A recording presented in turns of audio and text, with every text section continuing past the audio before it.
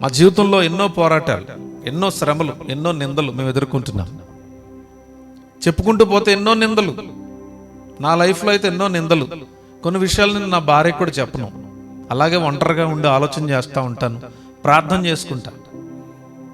నా బాధ కూడా కనీసం ఎవరికి కూడా నేను బయట కనపడకుండా మెయింటైన్ చేస్తాను. ఎందుకంటే దేవుడికి తెలుసు నా బాధ, దేవుడికి తెలుసు నా హృదయ స్థితి. నేను గట్టిగా నమ్ముతా మాట. మొదటి సమూయేలు గ్రంథం 16:7 ప్రకారంగా మనుషులు పైరూపాన్ని లక్ష్యం ఉంచుతారు, కానీ దేవుడు హృదయాన్ని చూస్తాడు. మనుషులు లక్ష్య పెట్టి వాటిని ఆయన లక్ష్య పెట్టే దేవుడు కాదు.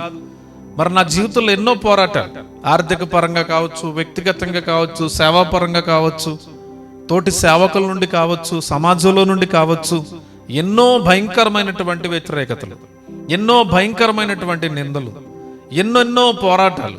వాటన్నిటిని తట్టుకునే శక్తి నాకు దేవుడు ఇస్తున్నారు. కొన్ని నా చేతులారా నేను చేసుకున్న ఉన్నాయి, వాటిని మళ్ళీ రెక్టిఫై చేసుకుని పశ్చాత్తాపడి ప్రభు క్షమాపణ అడిగి ముందుకు వెళ్తూ ఉంటాం.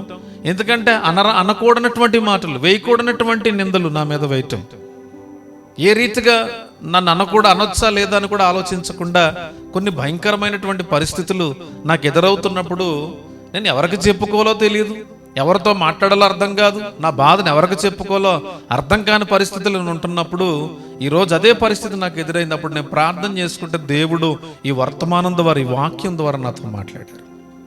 భయపడకు, నా సేవకుడను, భయపడద్దు, నేను నీకు తోడుగా ఉన్నాను.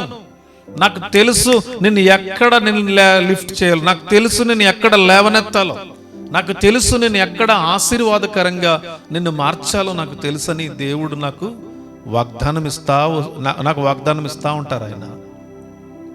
ఒక్కోసారి నాకు దిగులు కలుగుతున్నప్పుడు, నేను ఒక్కోసారి కురుంగిపోతున్నటువంటి పరిస్థితుల్లో ఆయన వాగ్దానాలు జ్ఞాపకం చేసుకుంటాను, ఆయన మాటలు జ్ఞాపకం చేసుకుంటాను, ఆయన నాకు ఇచ్చినటువంటి ప్రవచనాత్మకమైనటువంటి వాక్కులను జ్ఞాపకం చేసుకుంటాను. ప్రభువా నిజమే, పలానా సేవకుడు ద్వారా మీరు నాతో మాట్లాడారు, ప్రభువా ఈ వాక్యము ద్వారా నాతో మాట్లాడారు.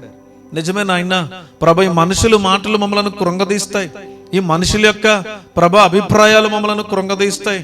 మనుషులు ప్రేమలు శాశ్వతమైనవి కావు, కానీ నా దేవా మీరు నిత్యము కూడా ఒకే రీతిగా ఉన్నటువంటి దేవుడు. మీ ప్రేమలో, మీ ఆలోచనలో, మీ యొక్క ఉద్దేశాల్లో, మీ ప్రణాళికల్లో ఏమాత్రము మార్పు లేనటువంటి దేవుడు మీరు ప్రభువా.